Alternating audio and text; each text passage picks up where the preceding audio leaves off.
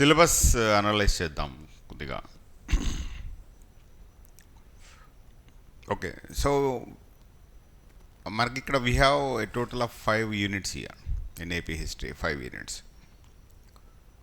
The first unit deals with ancient Andhra history, the entire ancient Andhra history, right from the prehistoric age up to the Eastern Chalukyas. Eastern Chalukyas, one of the mightiest dynasties that has ruled the country, ruled the Andhra territory in ancient period. What we have to learn about this dynasties? In this ancient Andhra history, we have so many dynasties. Shatavahana is supposed to be considered as the foremost dynasty that has ruled the Telugu territories unitedly. In fact, in the entire Andhra history, we have only 3 instances where the whole of the Telugu speaking territories have been united. They have been brought under one political authority. This kind of unity was achieved by only 3 dynasties in the entire Andhra history. The first among them were, of course, the Shatavahana dynasty. Shatavahanas, they have ruled for a lengthy period of 450 years. They have ruled from different capitals, various capitals. But the credit of uniting all the Telugu speaking territories, Telangana, Rayalaseema, Andhra, even parts of modern day Kalinga, Orissa, were also once upon a time part and parcel of the Telugu territories.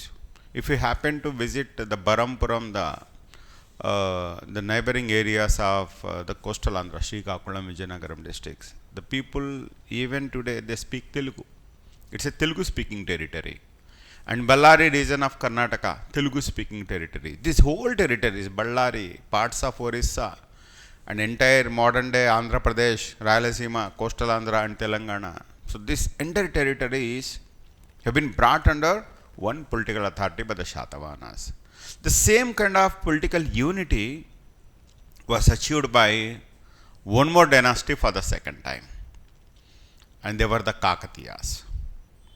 So that can be seen in the medieval Andhra history, Kakatiyas. So Kakatiyas, there was a great ruler in that dynasty by name Ganapati Deva. This gentleman has achieved this feat of uniting all the Telugu speaking territories. So Ganapati Deva's rule lasted for more than half a century. During this half a century of lengthy rule, he was undoubtedly one of the greatest king of his times, not only in the history of Andhra, but in the history of South India. So he has also conquered all the independent smaller principalities, smaller kingdoms that were there during his period in the coastal Andhra, in Rayalaseema. All of them have been conquered.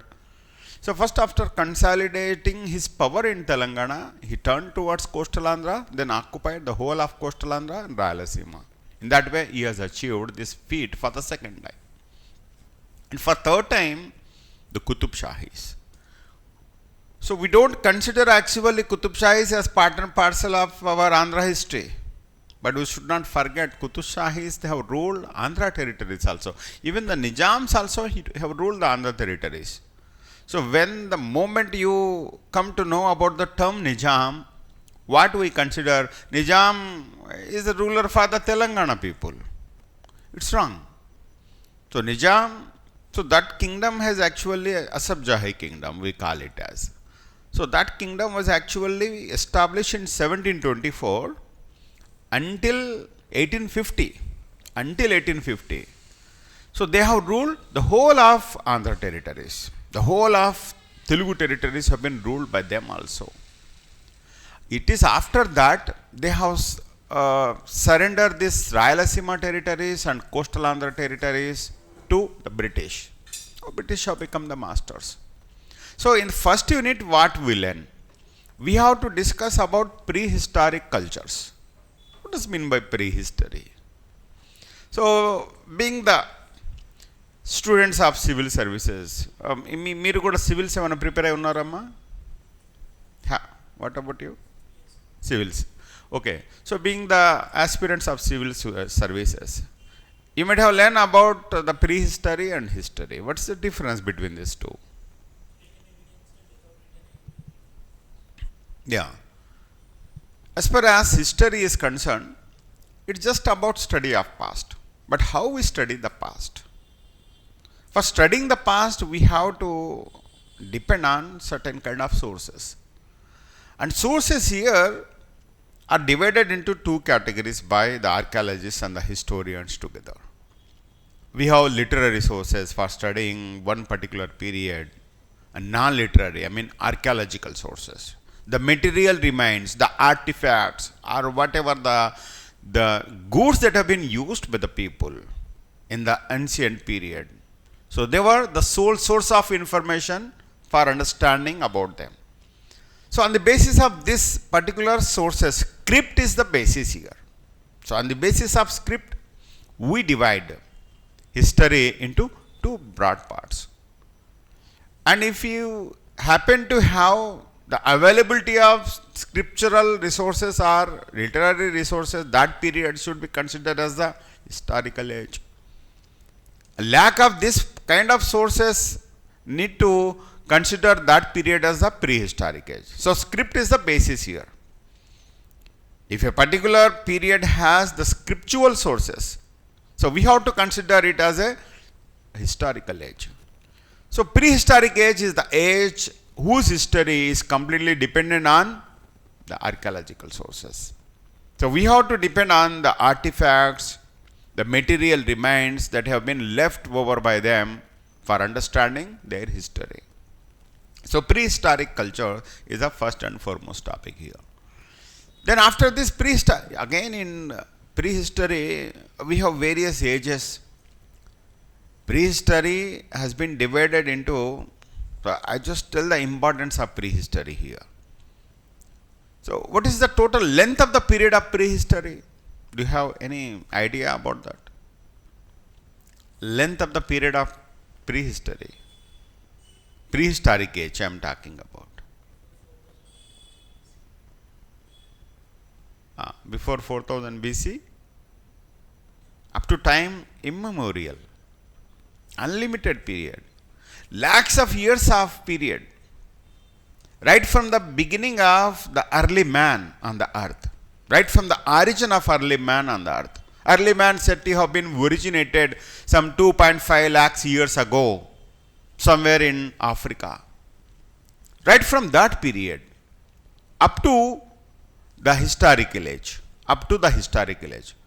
So up to, the 4000. So this is the lengthy period which actually should be considered as a prehistoric age.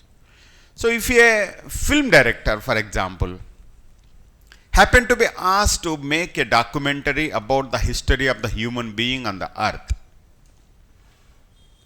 he has to allocate 59 minutes for showing about the history of prehistorical age. So that's the length of that period. Historic age is hardly of 5000 years only. The length of historic age 5000 years only. When coming to India, when we have our earliest script in the country, we have our earliest script in Indus Valley civilization, but it's of no use. You cannot consider that period as historical age properly. And coming down to the Rigvedic Aryans, it were these people who have discovered the script. From this period onwards, we have historical sources. Though Indus Valley people, they have a kind of script by name pictography script. It's of no use to us. We were not able to get anything about them with the help of that script. So that's the reason why a documentary director, he has to allocate 59 minutes for showing the progress, for showing the lifespan, for lifestyle of the human who have lived in the prehistorical age. And he has to explain about the historical age in just 1 minute of duration. That's the length of the period of prehistory.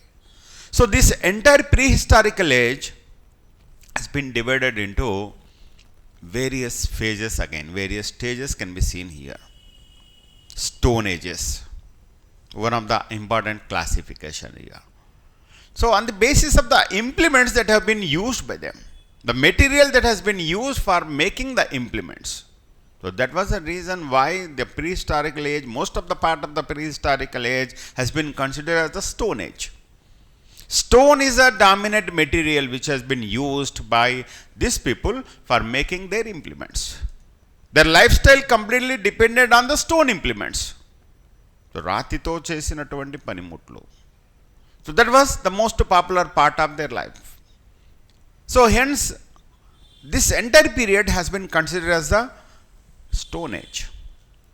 Then after Stone Age we have Chalcolithic Age as far as Indian history is concerned. Chalcolithic Age, Bronze Age, Iron Age. This is how we have divided the prehistorical age into various stages. But coming to Andhra, there is a slight difference. Here in Andhra, unlike in Indian history, you will not have 5 prehistorical stages. The prehistory is not divided in Andhra into 5 or 6 stages. Whereas in Indian history, we have different stages. But coming to Andhra history, you have Stone Ages, the 3 Stone Ages, Paleolithic, Mesolithic and Neolithic, the 3 stages are there. And apart from directly, you jump into the Iron Age. We do not have Chalcolithic Age here, we do not have the Bronze Age here. Because the people of Andhra, contemporary people who were living in this region, they did not learn about the art of making bronze implements from their counterparts in North India. Lack of learning, lack of interest in learning was a reason for having only 4 stages here. So this entire discussion has to be made as part of prehistorical age. So what kind of question can be expected in the prehistorical age? If you look back to the previous question papers, you will get an idea. The questions, most of the questions are being asked about this particular topic on the excavators. There is a great individual, Robert Bruce Foote. This Robert Bruce Foote was the pioneer of archaeology, prehistorical archaeology in the history of Andhra. He has served in the Geological Survey of India as the employee of GSI. He has wandered from one place to another place throughout South India, excavated various sites, explored various sites, and bring out the history of the people of South India. As far as the prehistory of the people of South India has been brought to limelight by him. So the credit of finding out various sites of prehistorical age should be given to Robert Bruce Foote. So Pallavaram, there is a place in Tamil Nadu. So we need not to bother about the sites situated other than Andhra. As far as Andhra is concerned, what question we can expect here? What are the major sites of each one of this age? The major sites are Paleolithic Age, Mesolithic Age, Neolithic Age and Iron Age. Iron Age it has been called otherwise as Megalithic Age in Andhra history, Megalithic Age. I explain that when we take up this topic. So Megalithic Age. What were the sites of all these 4 ages? Where they are located? What was their importance? So this is the area where we need to focus. The sites, their importance. And if we happen to have the names of the finders or the excavators, that also can be an important area of examination here. Then, what was the lifestyle of the people during each one of this period? How they have lived? Coming to the Stone Ages. I mean in the Paleolithic Age. What was the lifestyle? Hunting and food gathering. That was the lifestyle. Coming to the Mesolithic Age, the lifestyle going to be changed a little bit.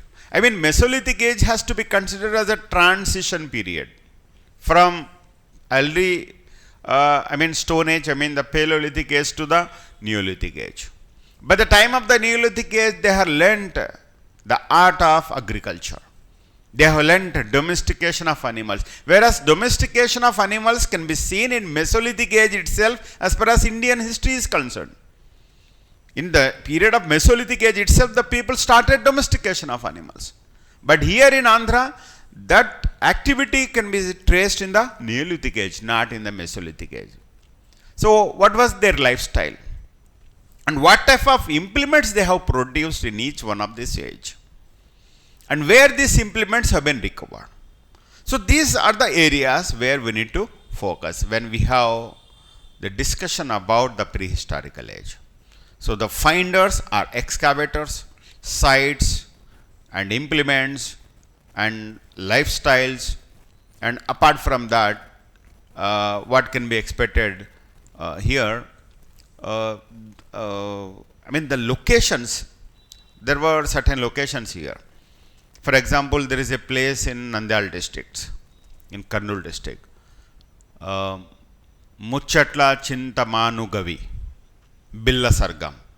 So here certain paintings of the period of this then people, the Neolithic people, has also been discovered. So these paintings, as far as Indian history is concerned, there is a popular place, Bhimbetka, where the people of Mesolithic period, they have had their painting on the walls of the caves where they used to live. Similarly, in the caves of Billasargam, Muchatla, Chintamanugavi, in the modern day Nandyal districts near Bethamcherla, on the caves, we have got a similar paintings. If we happen to have such rarest vertical discoveries or findings, that also need to be considered as important.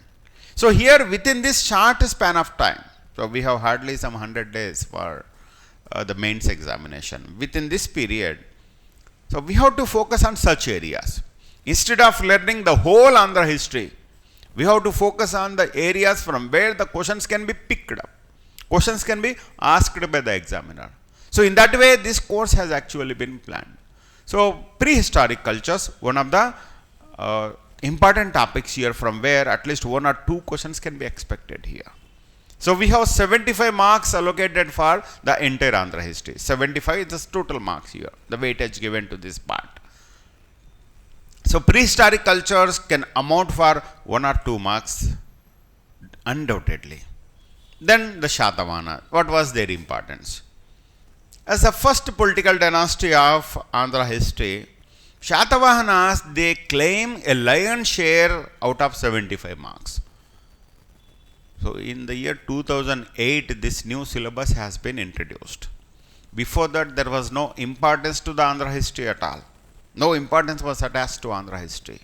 Andhra history used to amount only for some 6 to 10 marks only, as part of history, that's it. But from 2008 onwards, the importance has been raised all of a sudden. So if you get back to the 2008 Group 2 examination paper, you will surprised to know about the weightage given by the examiner to Shatavahanas. So this weightage has been continued more or less with a slight difference. How much questions we have got in that examination? 17 questions. Exclusively on the Shatavahana dynasty. I am not talking about the first unit. It's about only the first chapter. Shatavahanas alone have claimed 17 marks here. In subsequent examinations also, Shatavahanas, they claim a lion's share, 15, 12, not less than 12 so far. We have got almost 5 Group 2 examinations so far, right from 2008 onwards. But in no circumstances, the total questions that have been asked by the examiner on Shatavahanas came down less than 10. So nearly 12 to 15 questions are being asked here. Because we have a lot of things to learn about Shatavahanas. So here we take almost some 8 hours to discuss Shatavahanas. So we need to discuss this dynasty exclusively. So it takes almost 8 hours. So what about the political history of the Shatavahanas? Though political history has not been mentioned specifically in our syllabus, questions are being asked about the political history. APPSC is known for not sticking with the syllabus. So it's a credit of APPSC. It's a track record of APPSC. It won't abide with the syllabus. In most of the cases, it deviates itself from the syllabus which it has given itself to us. So we have to look about the political histories. We have 30 rulers here. And each one of the rulers, they have their own importance. Among these 30 rulers, at least some 10 rulers need to be discussed in detail. They have achieved certain great feats. If a ruler happened to have a scholastic importance, or he himself happened to be a poet, himself happened to author some books, we have to focus on him. Or if he happened to patronize a poet, a great scholar, that will be important for us. So we have a gentleman by name Kuntala Shatakarni. He has Gunadhya as his court poet, a very famous personality of those period. And we have Hala, another important ruler of the dynasty. He himself happened to be a great scholar, authored certain books. So we cannot ignore them. So political history, then what about the society? In fact, the questions about Shatavahanas are being asked about their controversies also. Shatavahana dynasty, their period, their capitals, their dynasty, their caste, everything resulting into various debates among the historians, causing into various debates among the historians. Because of lack of sources. We do not have specific substantial sources to prove about the caste of the Shatavahanas, about the native place of the Shatavahanas, about the capital. So we do not have substantial sources to know about that. Naturally, what happens when we do not have substantial sources to understand about any dynasty? Historians, they come up with their own stories, their own analysis. So we have so many hypotheses here about the Shatavahana dynasty. The hypothesis also one of the areas of importance for the examination. In one of the previous examinations, we have got a question. Which one of the following historians have argued as Karnataka as the birthplace of the Shatavahanas? Karnataka as the birthplace of the Shatavahanas. Which scholar has argued or propounded the theory of Karnataka origin? That's a question. So we have various scholars here. We have tried to locate their birthplace in various places. Some argue that they are the natives of Maharashtra. Some argue that they are the natives of Andhra. And still some, they try to locate their native place in Karnataka. So we have got that question. There is a gentleman by name V.N. Suktankar. He has raised that theory and we have got the question. So these are the areas I am just trying to, in this class I am just trying to equip you with the orientation with which we have to study the Andhra history. So we are here not to master Andhra history, but our intention is to obtain maximum marks out of a little efforts, out of a little time. So how that can be done? So this is the way. So Shatavahana's discussions. Their society, again one of the areas of importance. Their society is matriarchal. Whereas the societies of entire India, entire Indian history, they are patriarchal in nature. They have matriarchal society, which is very different. Then what about their economic conditions? Shatavahana's period, it falls into a particular topic in Indian history by name mercantile age. We have a specific topic in Indian history, mercantile age, the post-Mauryan period. Post-Mauryan period is the history of almost 500 years. It commences around 2nd century BC with the fall of the Mauryas and goes up to 3rd century AD with the advent of the Guptas. So this period of 500 years is a golden age for Indian maritime activities. Wealth used to flow into India in that particular period, right from the Western world. So India started draining wealth from Western world, particularly the Roman Empire, which was the major trading partner of India. So from where wealth used to drain into India, and Shatavahanas having ruled the land situated between the 3 seas, so Arabian Sea, Bay of Bengal and Indian Ocean. And we have a ruler here who has assumed the title of Tri Samudrathoya Pitavahana. The very meaning, Lord of the 3 seas. So maritime trade actually benefited the South Indian dynasty. South India since has been dominated by the Shatavahanas. They have had the fortune of enjoying this wealth flowing into India here. So their economy was flourishing. So we have to make the analysis about that. Why their economy happened to be a flourishing economy.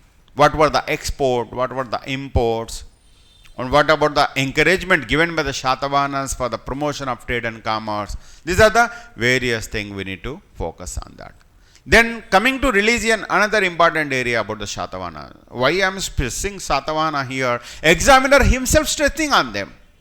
Examiner paying enormous attention about the Shatavahanas. Every area of the Shatavahana dynasty is the important area for our examination. So religion, Shatavahanas personally, they have shown interest in Vedic religion. They were the followers of Vedism. But Buddhism was a dominant religion. So throughout ancient Indian history, you might have learnt in Indian history also, Buddhism has dominated the religious scenario here. So Andhra also not an exemption. Shatavahanas, though personally they are interested in Vedic religion, but because of the popularity of Buddhism, they have rendered their patronization to Buddhism. They have constructed caves, viharas were constructed, donations, grants have been made to the Buddhist monasteries. There was a woman in the Shatavahana dynasty, Gautami Balashri. She has rendered great support to the Buddhism here. She has embraced Buddhism. We can understand by these incidents that women have enjoyed considerable freedom and liberty in those days. So they enjoyed considerable freedom and liberty. So Shatavahanas, they practice Vedism, whereas their women allowed to practice the religion of their choice. They are allowed to practice Buddhism. So how it can be expected without the liberal, attitude of the Shatavahanas or freedom that has been allowed to them by the Shatavahanas. Then art and architecture, another important area from where also we can expect the questions, art and architecture. Again, this period of mercantilism in Indian history marks the beginning of three new styles of architecture, Gandhara, Madhura and Amaravati. And the third style of architecture was actually originated from Andhra. And who are the contemporary patrons? Shatavahanas. So, like Kushans, we have patronized the Madhura, like Indo-Greeks, we have patronized Gandhara, and here this Amaravati school of architecture was patronized by the Shatavahanas. So it's a popular style of architecture which has got the support of the common people also. Right. So this is about the Shatavahana, the areas related to the Shatavahanas. Then after Shatavahanas, another equally important dynasty was of course Eastern Chalukyas. But in the middle of these two, we have Ichwakus. It's a smaller dynasty, hardly ruled for 100 years. So they started their career as the feudatories of the Shatavahanas, but they have asserted independence after the decline of the Shatavahana dynasty. They too have followed the footprints of the Shatavahanas. Like Shatavahanas, they have practiced Vedic religion. Most of these people were Shaivites. But we have a gentleman, we have rendered his support to Buddhism also. So both Buddhism as well as Vedic religion have been patronized by them in the field of culture. So in the field of culture, art and architecture, they proved to be the ablest successors of the Shatavahanas. They have constructed earliest temples. Many Buddhist viharas, monasteries have been constructed. Even the stupa of Amaravati has also been rendered with a great contribution by the Ichwakus. They have enlarged the stupas like anything. So this stupa was actually constructed by Ashoka himself during his lifetime. But Shatavahanas expanded it. Further expansion work at this stupa has been carried by the Ichwakus.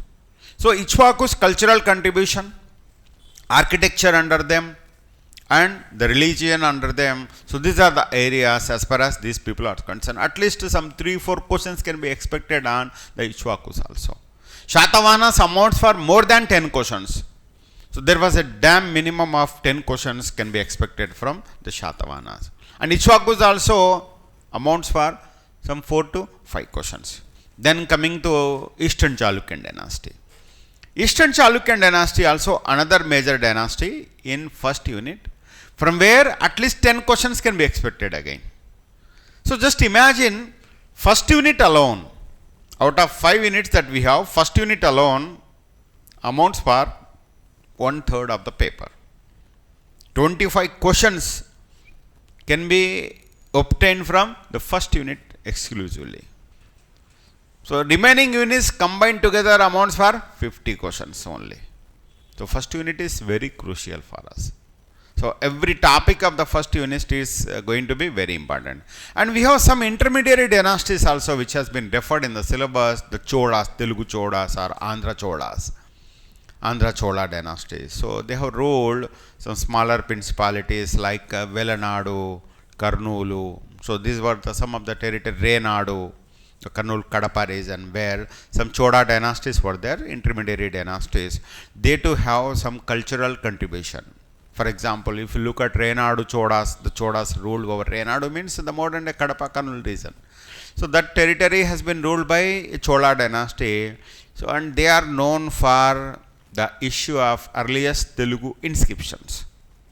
So that's the great importance of that dynasty. Earliest Telugu inscriptions have been issued by this dynasty, Renati Cholas.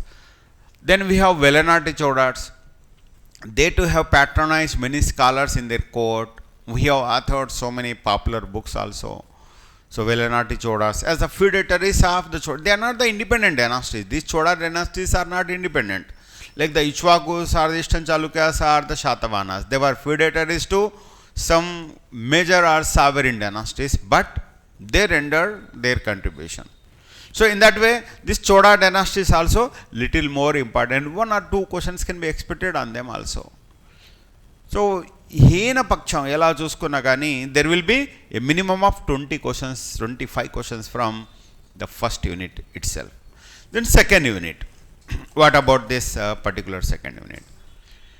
Second unit, just a line has been given in the second unit. Various major and minor dynasties that have ruled from 11th century to 16th century. That's a line. And we have to ascertain various dynasties that have ruled in this particular period.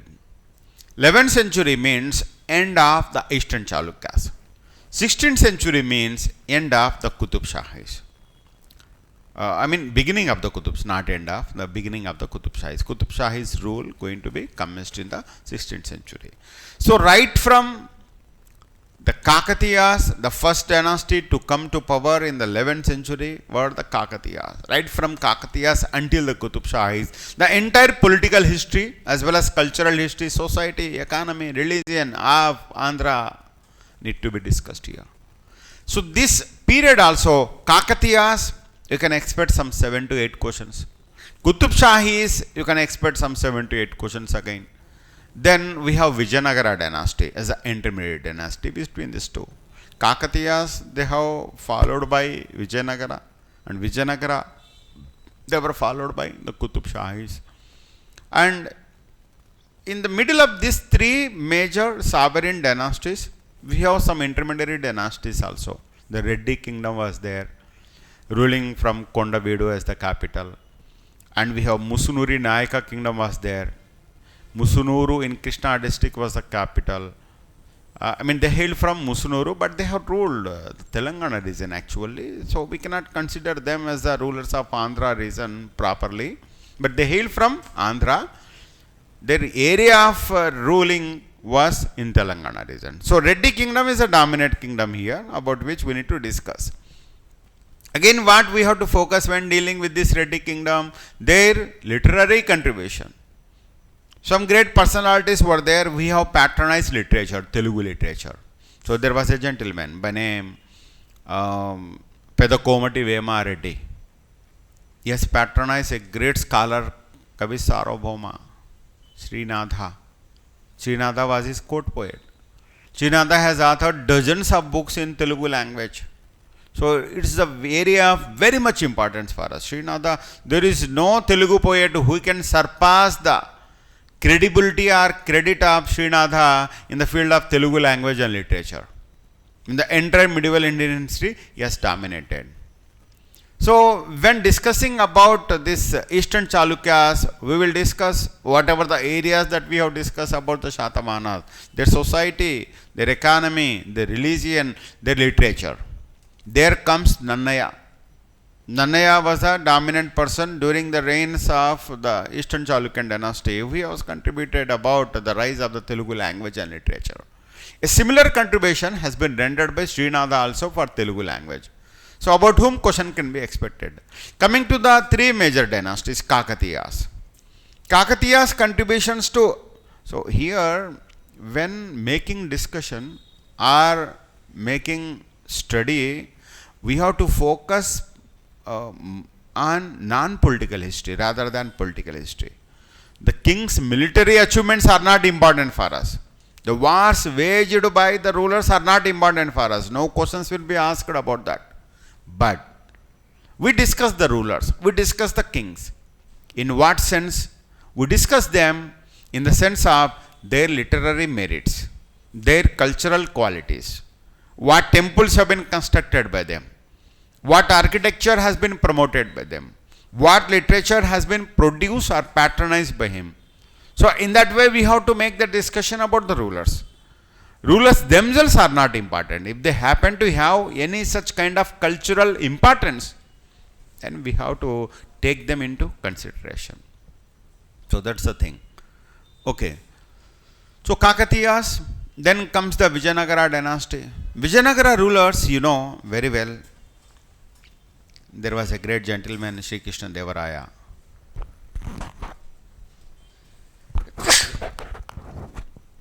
But Sri Krishna Devaraya also was unable to rule Telugu territories unitedly. Only some parts of Telugu territories have been ruled by them.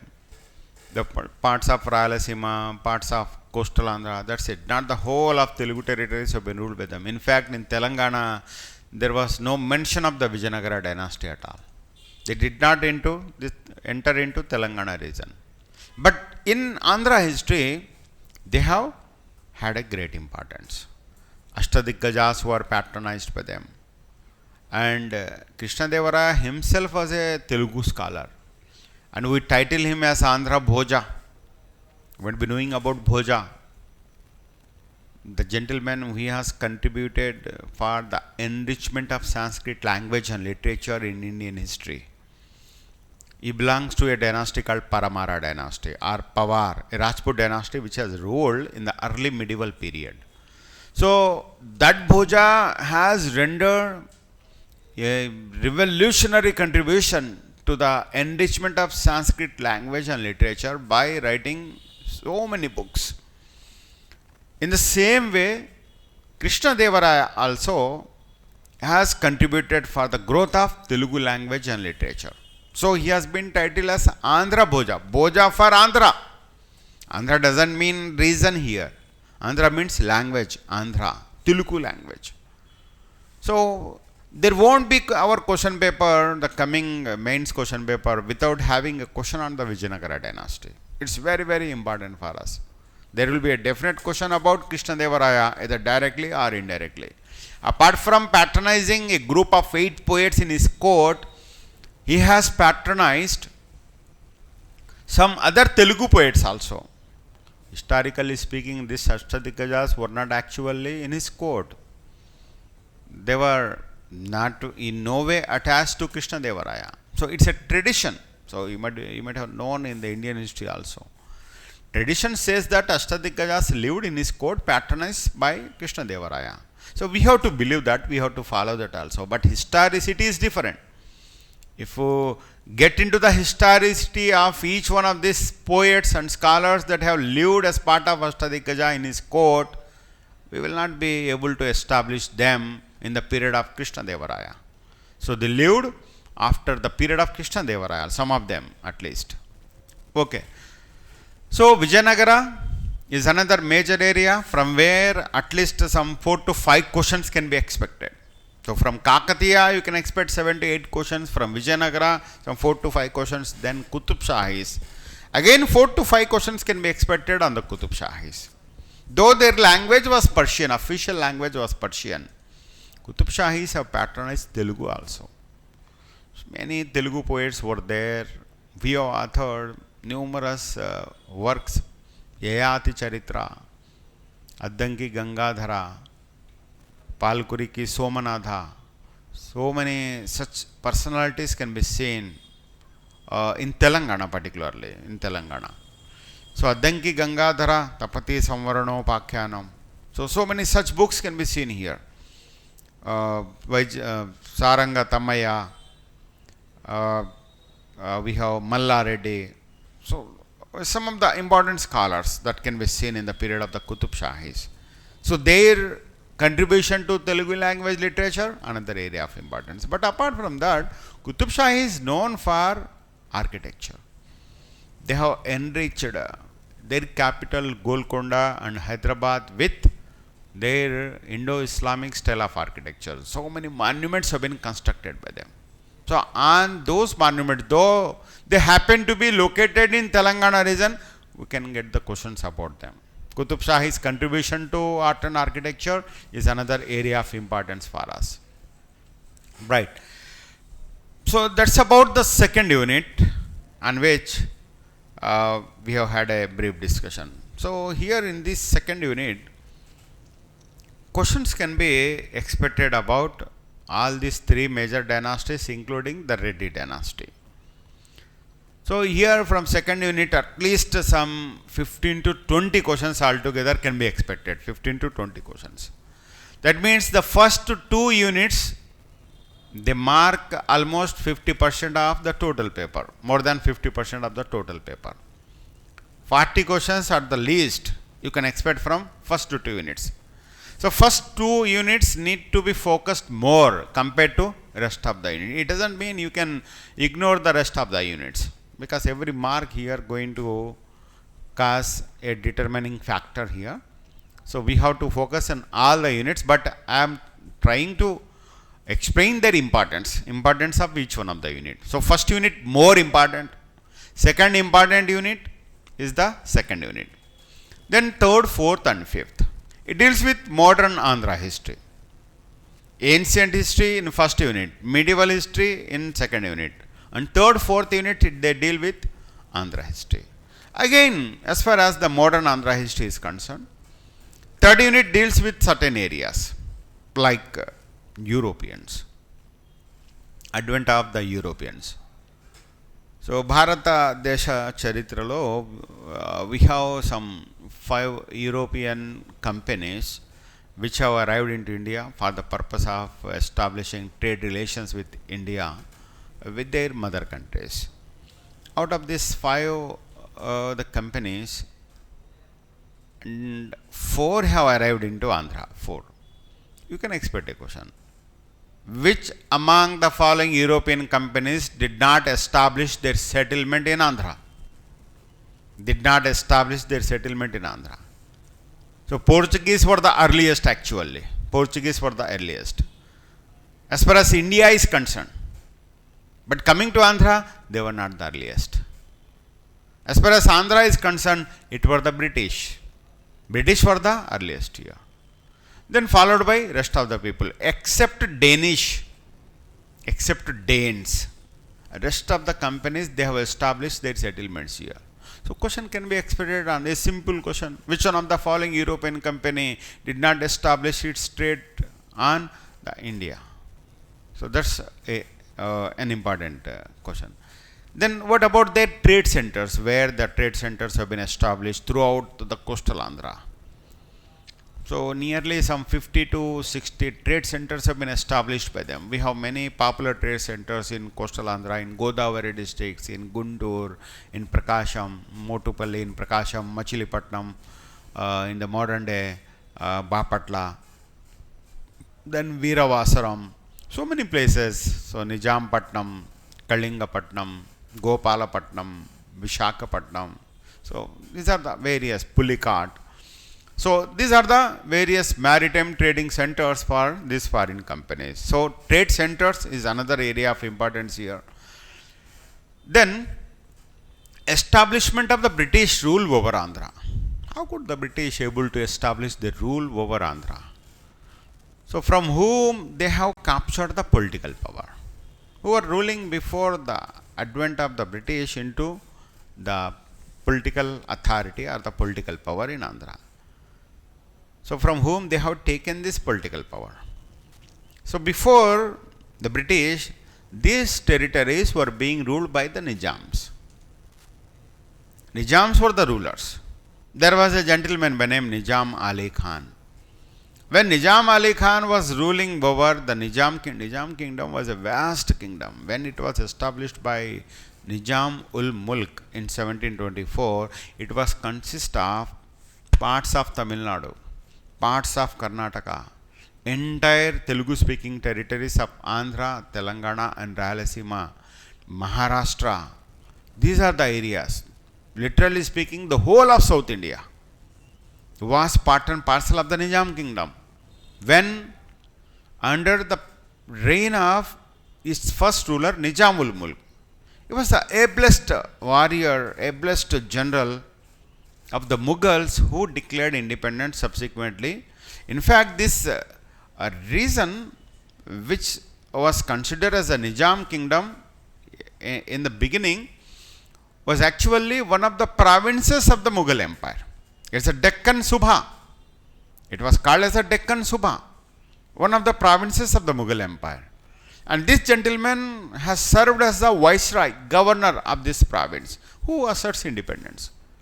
But after his death, his successors could not prove to be a true successor to this ablest warrior. So during their reign, because of their weakness, because of their inefficiency, they lost many of these territories to the British. Parts of Tamil Nadu have been lost to them. Then they lost Rayalaseema. Then they lost this coastal Andhra, Northern Sarkars. Otherwise, they are called as Northern Sarkars, the ceded districts. This is how these territories have been lost to the British. So here, we can expect the questions. So, what are the wars that have been fought by the British?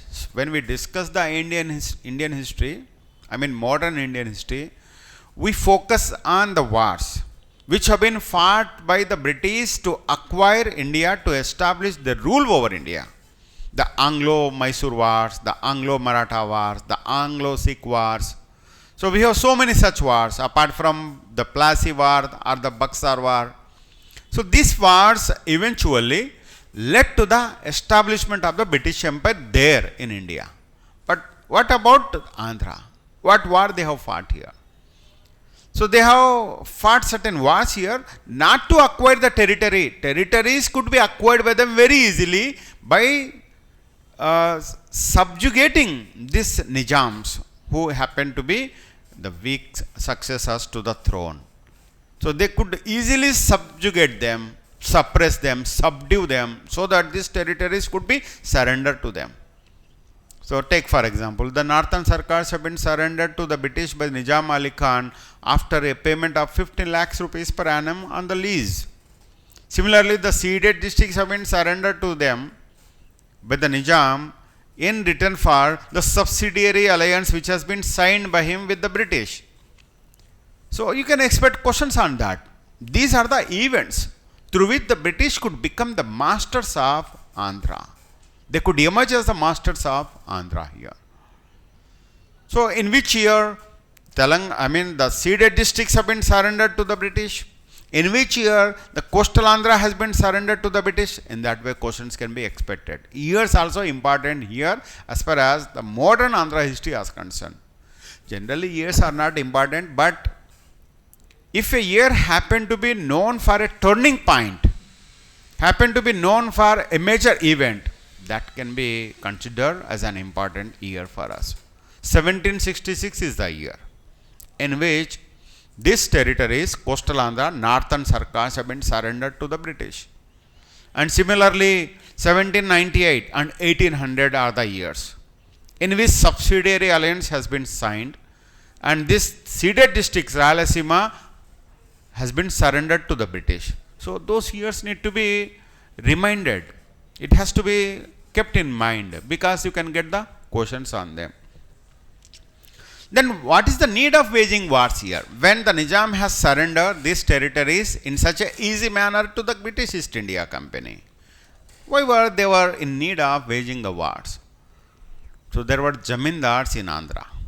Those days, Jamindari system were there in Andhra. Palegar system was there in Rayalaseema. These Palegars, they did not mobilize the authority of the British. They challenged the British authority. They revolted against the British authority. Neither the Jamindars nor the Palegars are able to accept the authority of the British. They have felt immensely happy under the authority of the Nizam. Nizam was very liberal in dealing with them, in collecting what you call the peshkash, annual tribute from them. He was very liberal. But when coming to this British, they were very harsh and very particular, very specific in collecting these taxes from them. So it was not acceptable to them. So naturally there were revolts. So these revolts have attracted the attention of the British. In order to establish their authority firmly, the British were forced to wage the wars. That's why we have so many wars here. The Bobbili Yuddham, you might have known, Bobbili Yuddham. This is historical wars which have been fought in those days in order to acquire the coastal Andhra territories. Against the Palegars also we have so many wars. There was a gentleman by name Sir Thomas Munro and Captain Nolt who are responsible to suppress the Palegars here. Uyalavada Narasimha Reddy, Antappa. There were so many such formidable Palegars. They were suppressed by these governors and the military officers of the East India Company. So these incidents, they attract the attention of the examiner here. Questions can be expected on them.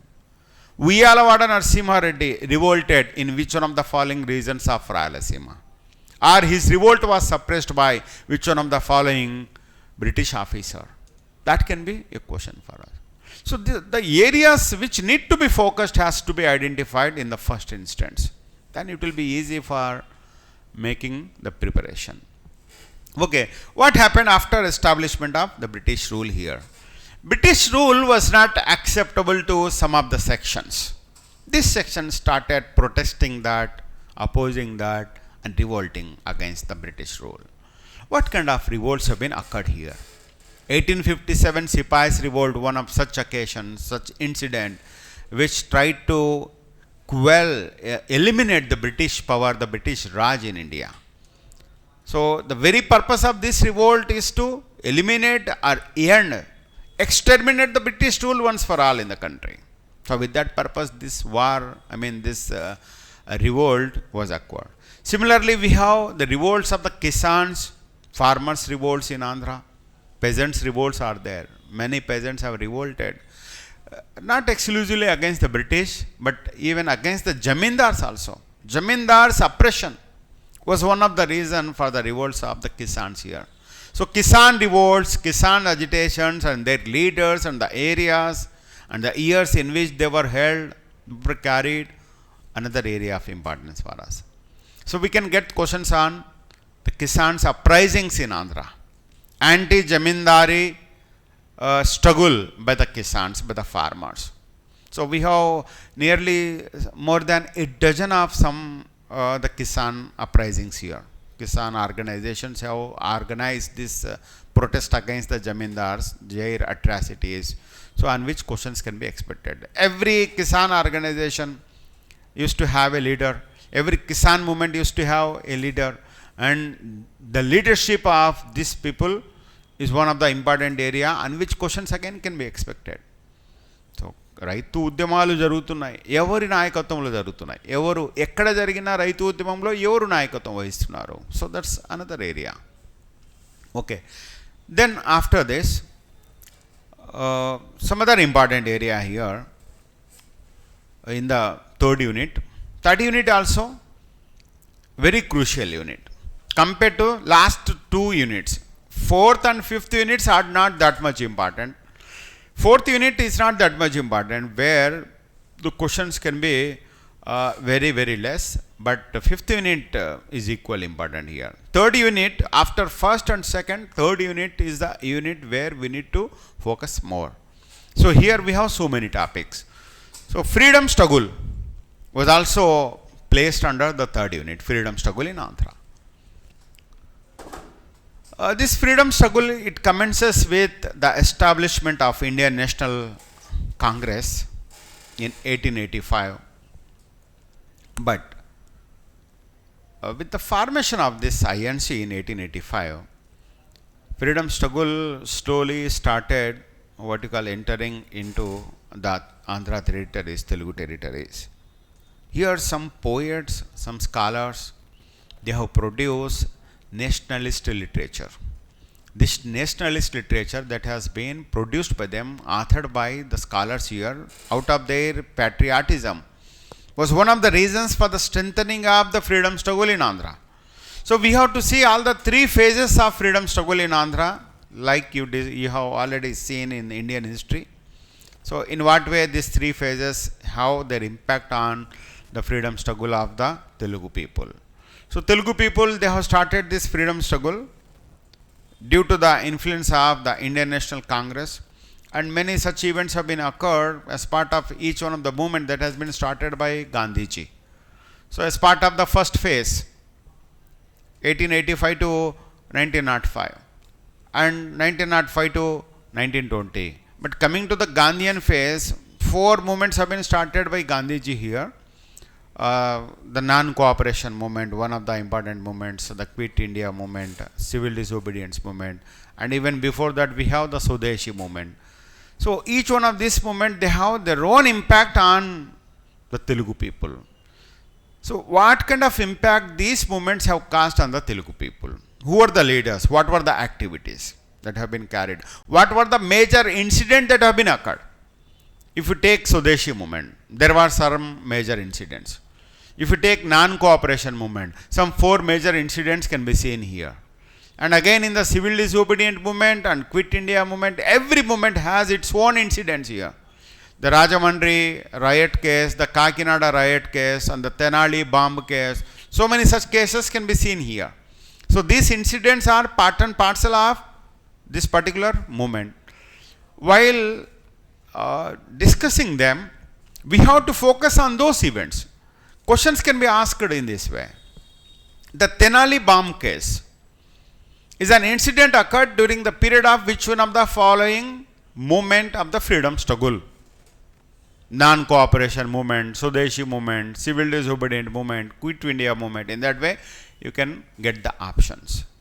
Similarly, the Kakinada riots case was occurred as part of which one of the following movement of the freedom struggle? Or who was appointed as the head of that particular movement in Andhra? For example, you take the civil disobedient movement. There was a gentleman, Konda Venkatapaya. He was appointed as the head of the entire movement for Andhra by Gandhiji. And similarly, the rest of the movements also have been appointed by such individuals. And there were so many training centers, political training centers throughout Andhra region in order to train the political activists. So the political activist can take an active part in the movement. They can carry the movement successfully as per the guidance that has been provided by the Indian National Congress. So these political training centers and their places, their locations, another area of importance. So in many places like Maipadu, Machilipatnam, Guntur, and Chollangi in Godavari district. So these training centers have been set up. The questions are being asked about them also. But here, one more area on which we have got the questions in the previous exams. Some nationalist songs have been authored by some scholars here, nationalist songs. Here questions can be expected in this way. We will be asked about a song and the occasion on which the song has been written by the scholar. For example, Veera Gandhamu Techinaramu, Veera Purushulevaro Tilupudi. It's a popular song written by Tripuraneni Ramaswamy Chaudhary. So this song was authored by whom? That can be a question. And this song was authored on the occasion of which one of the following movements? That can be another question. It was written on the occasion of civil disobedience movement by Tripuraneni Ramaswamy Chaudhary. Similarly, Bharatakandambu Chakkani Padiyavu, Hinduvulahu Lekadudala Yedchuchunda, Pitikuchunnaru Padusari Gollavaru. So this is another song written by Chilakamarti Lakshmi Narasimha Pantulu. This song was written by Chilakamarti on the occasion of non-cooperation movement. So occasions on which these songs as part of the movements have been written by the scholars, another area of importance for us. So we have to focus on that also. Which song was written by whom, for what purpose, for what occasion. So these songs together, they form a basis for the encouragement or inspiration to the people so that they can join in the movement. So because of the inspiration provided by these scholars through their songs, they have got admitted into the national movement. That's the reason why national movement got strengthened in Andhra. National movement could not be strengthened like that only. These scholars have played a very important role. They have prepared the necessary background for that. And that the movement could be constructed. Right. The visits of the national leaders, another area of importance here. National leaders, their visits into Andhra. Take for example, so during the Swadeshi movement, Bipin Chandrapal has made an extensive tour of Andhra. Many places have been visited by him in Andhra. So questions can be expected on his visits. So where he has visited, who has accompanied him, who has translated his speeches into Telugu from Hindi. So questions are being asked about that also. Similarly, in non-cooperation movement, we have the visits of Gandhiji. Where Gandhiji has visited, what is the date or year in which he has made the visits. So what incidents have been occurred on the occasion of his visits, for example. In 1921, when Gandhiji has visited Vijayawada, an incident occurs. The incident is approval of tricolor national flag which has been prepared by Pingalli Venkaya. It's a very important incident. Until then, Congress doesn't have any flag of its own. Because of this visit, when Pingalli Venkaya presented his the tricolor national flag, it has been approved by the special Congress session that was convened in Vijayawada on the guidance of Gandhiji. So Gandhiji has approved that. Since then, it has been accepted as the national flag of Indian National Congress.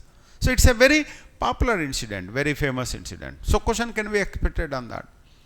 Then on the occasion of non-cooperation movement, many incidents have been occurred. Some Pullari Satyagraha or Pedanandipadu tax movement, anti-tax movement. Such incident have been Duggirala Gopala Krishnaya, the Ramadandu. So these are the areas. So every movement has its own importance here.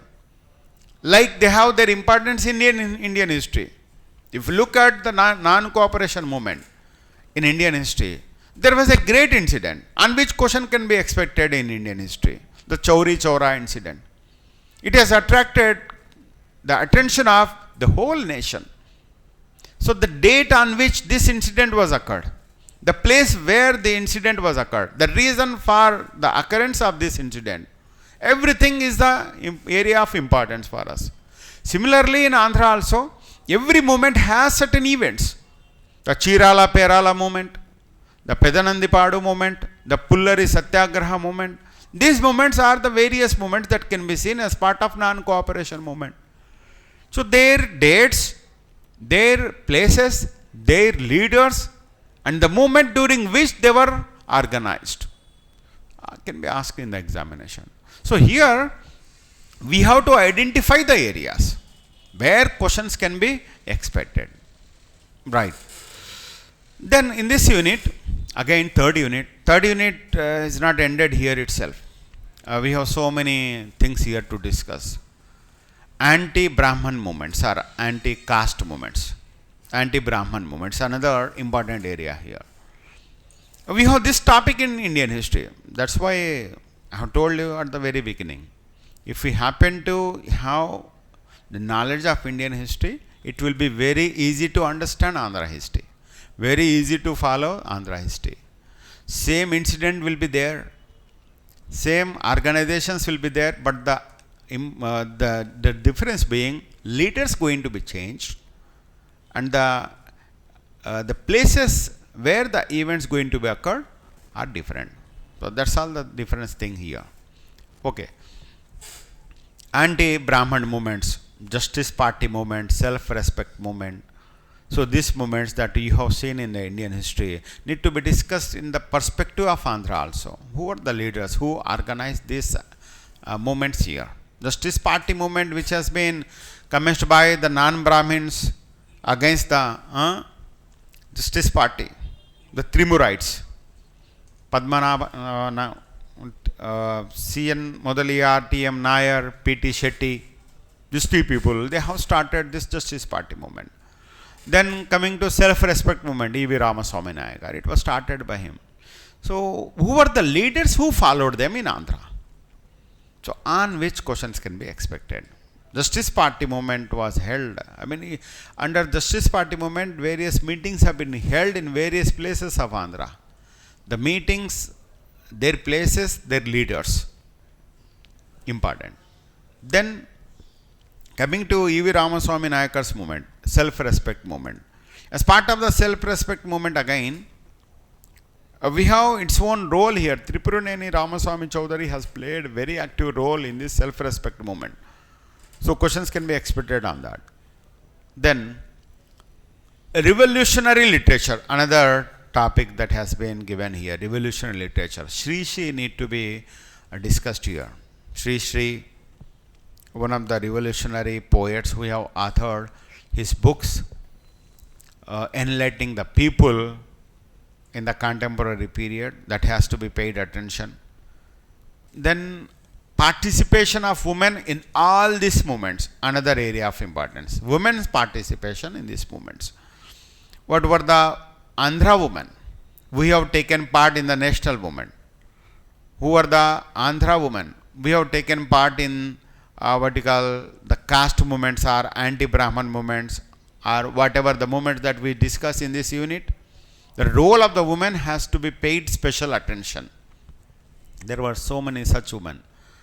Dokka Manikemma, Sitamma, Lakshmi Bayamma, so many such people were there. They have played an active role here. So unfortunately, we do not know much about them. Nowhere their reference has been made, their history has been written.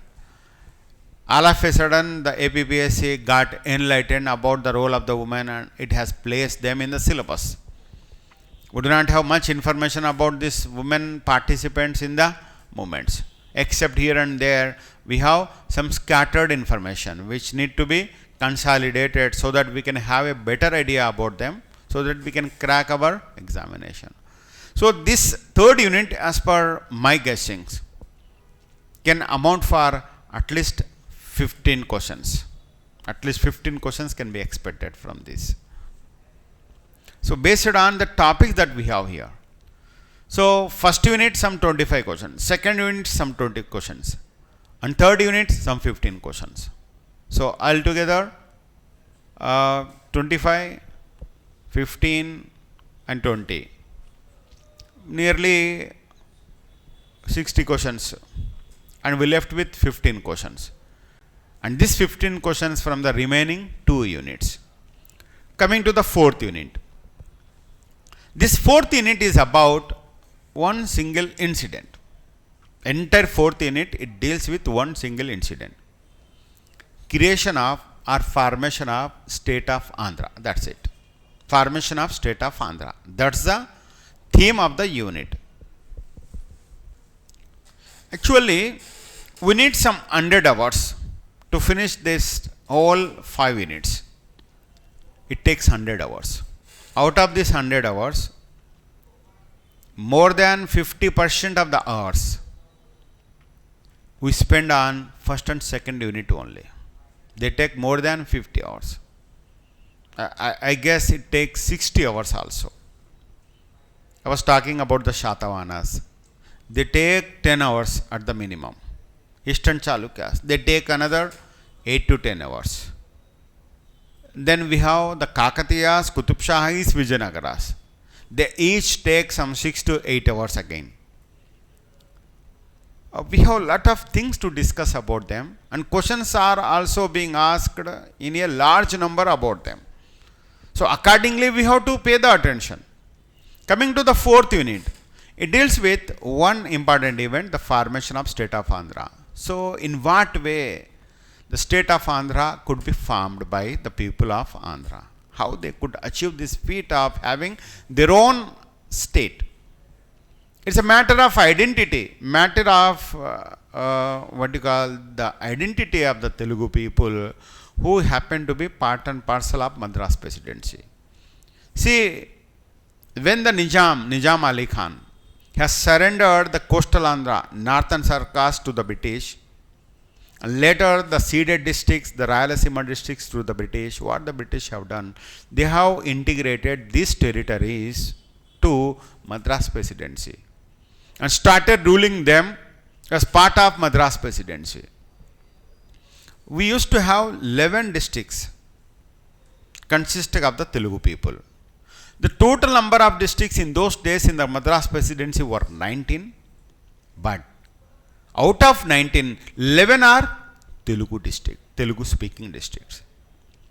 Our area geographically is more than the rest of the areas in this Madras Presidency, and population also is more than the people of the people here.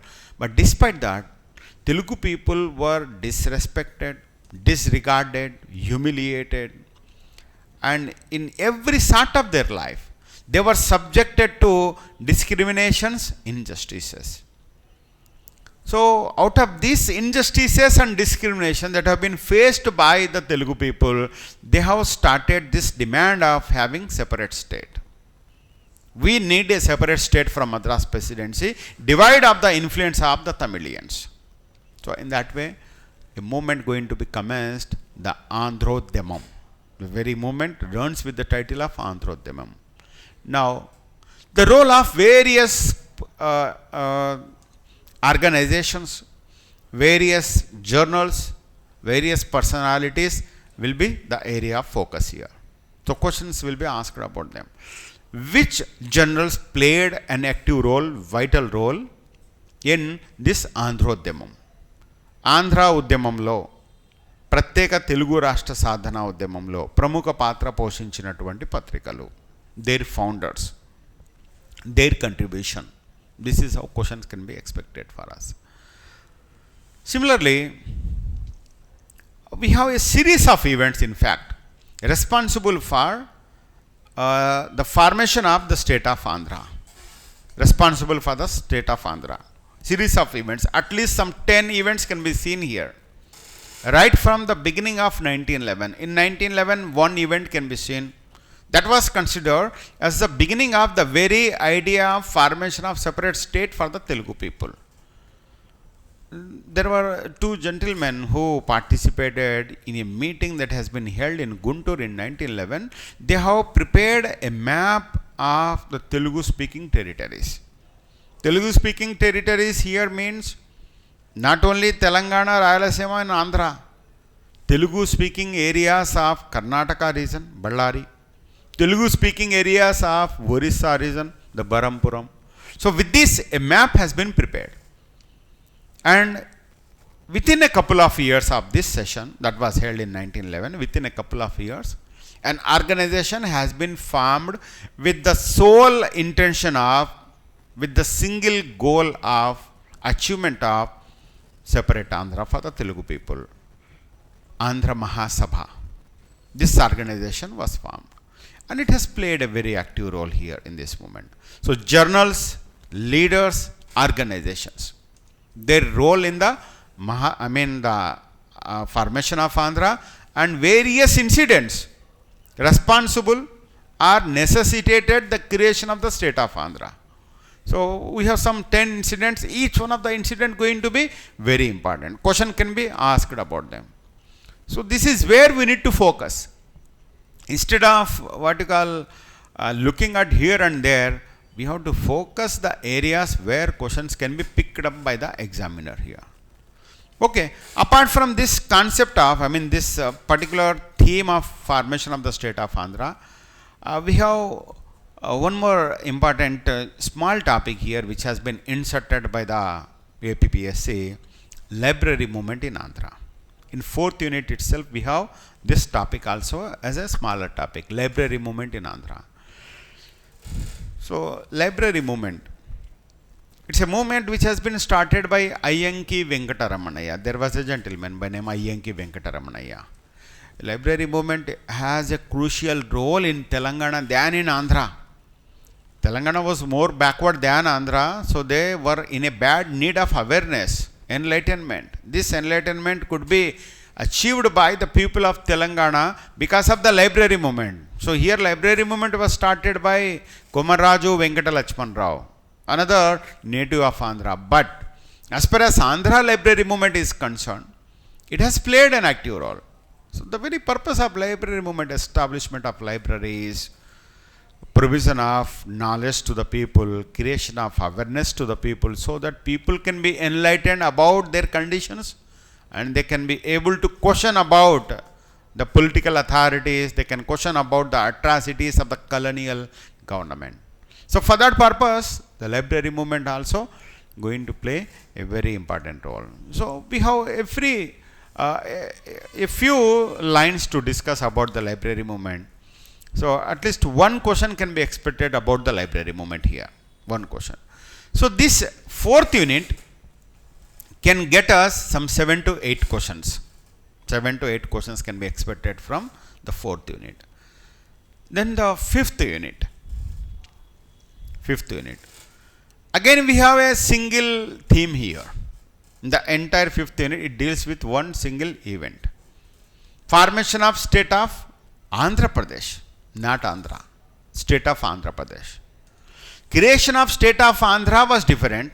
Formation of state of Andhra Pradesh is different. State of Andhra was created in 1953, October 1st. State of Andhra Pradesh was created. It's a united state of Telugu people. Was created on 1st November 1956.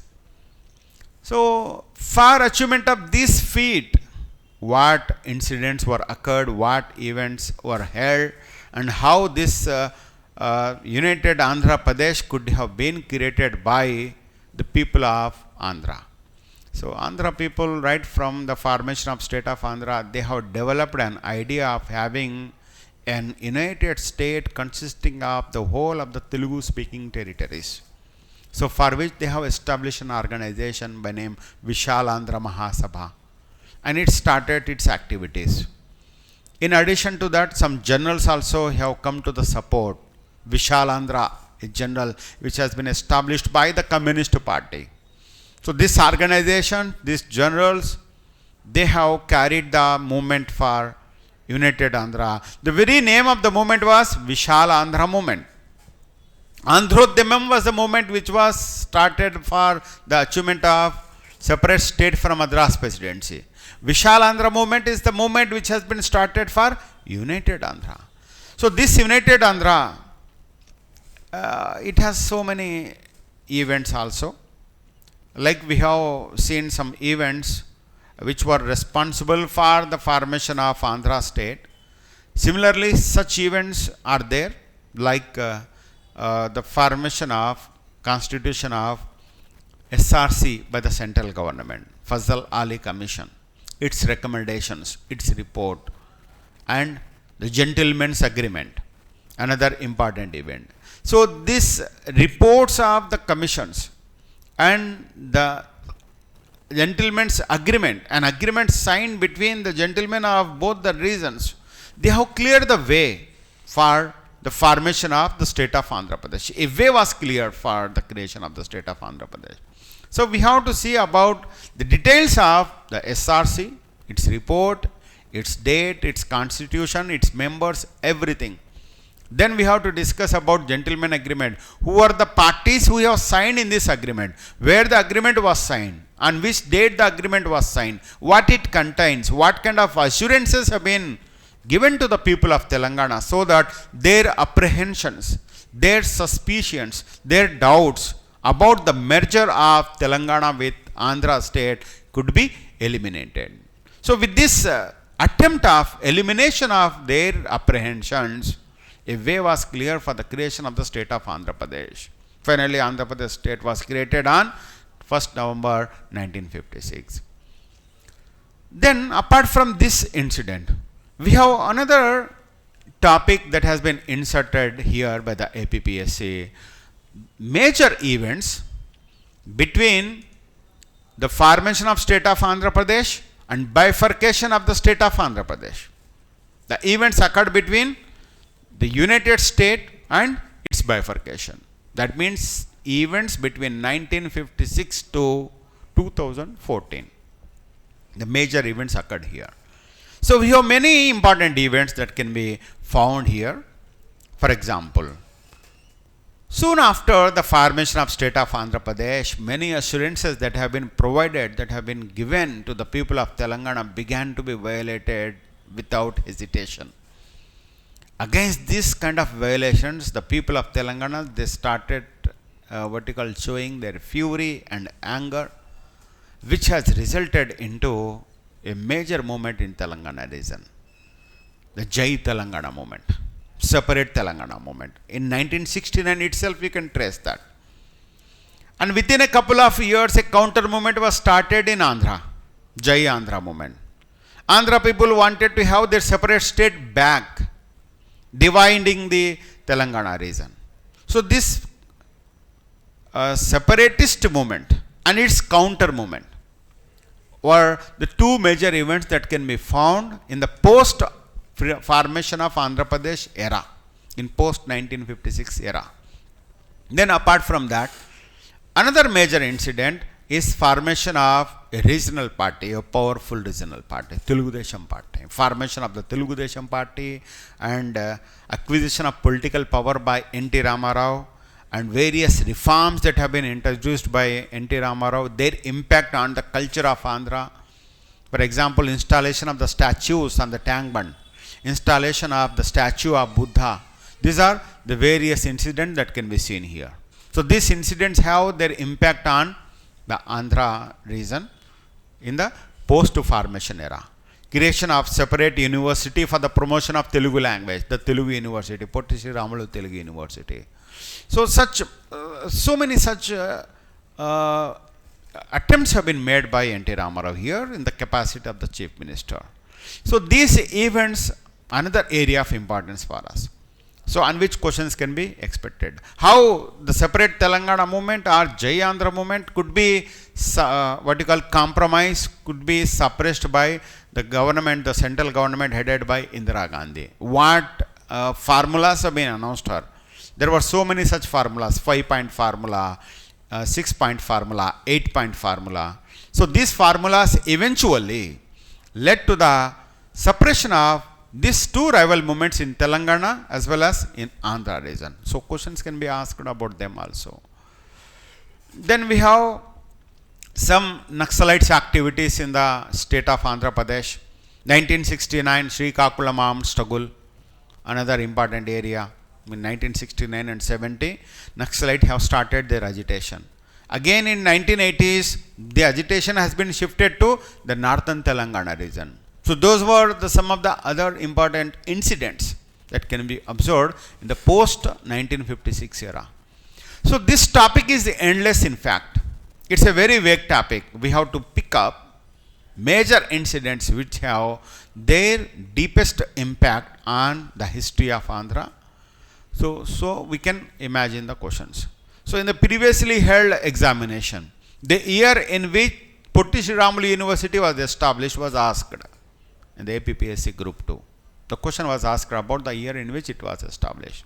And the year in which the statue of Buddha was installed in Hussain Sagar was also asked.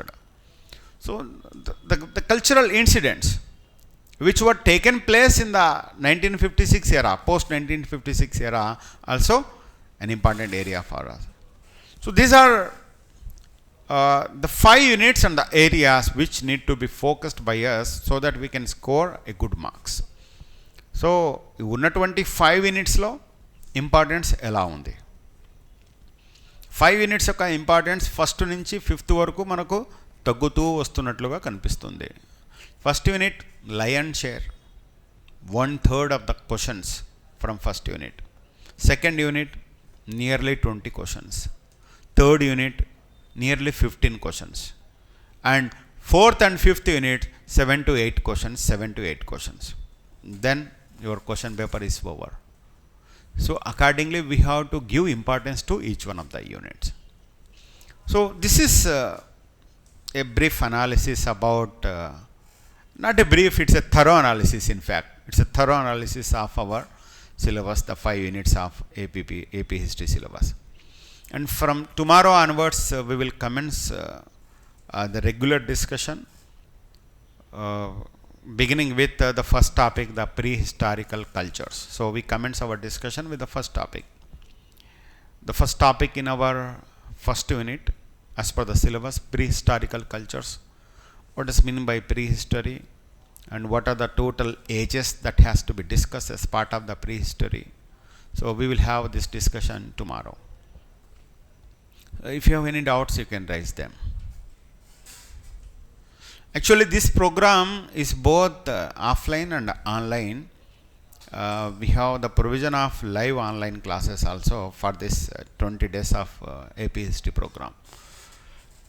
If you happen to have any of your friends who are preparing in their hometowns, they can avail this facility, because we tried to cover the whole of AP history exclusively, so that you can score good number of marks in the examination with the preparation of 20 days. So you have hardly some 90 days or 100 days. So you have to cover 4 parts here: science and technology, AP history, polity, and of course economy. These are the 4 components that has to be covered here. So you can divide your available time equally to all the 4 parts, because the 4 parts are equally important for us. But in some of the areas you can be confident, which may not require much time, and the areas where you feel weak need to be focused more. So accordingly you can plan it. నేను క్లాస్లో మీకు చెప్తున్నటువంటి points మీరు miss కాకుండా ఎగ్జామ్లో పెడితే I'm sure that you will score good number of marks in AP history part. ఇక్కడ cover అయిన పాయింట్స్ మిస్ కాకుండా చేస్తే చాలు. మీరు ఇంకా అడిషనల్గా ఏదైనా అడిషనల్ కంటే అక్వైర్ చేయడానికి టైం లేదు ఇప్పుడు మీ దగ్గర. ఇవి స్కోర్ చేస్తే చాలు. అసలు ఎంత స్కోర్ రావాలి మనకు? 70% స్కోర్ వస్తే చాలు. గ్రూప్ 2లో సివిల్ సర్వీసెస్లో ఎంత స్కోర్ వస్తే మనం ఐఏఎస్లో అవుతాం? అంటే లెస్ దాన్ 50%. ఇక్కడ 70% ఎనఫ్ అనమాట. అంటే 150 మార్క్స్కు మనం 100 స్కోర్ చేస్తే చాలు. మీరు ఏపీ హిస్టరీలో 65 to 70 వరకు స్కోర్ చేయవచ్చు ఈజీగా, క్లాస్ నోట్స్ నుంచి. You can score that. ఎందుకంటే డైరెక్ట్గా రాకపోయిన క్వశ్చన్స్ ఇండైరెక్ట్గా వచ్చిన by elimination process, by your awareness, your knowledge, you can reach to the right option. In that way you can score nearly 70 marks. I cannot assure 75 to 75. No, it's not possible. కానీ 65 to 70 వరకు మనం ఈజీగా score చేయవచ్చు. That I can assure you. Okay, we meet tomorrow.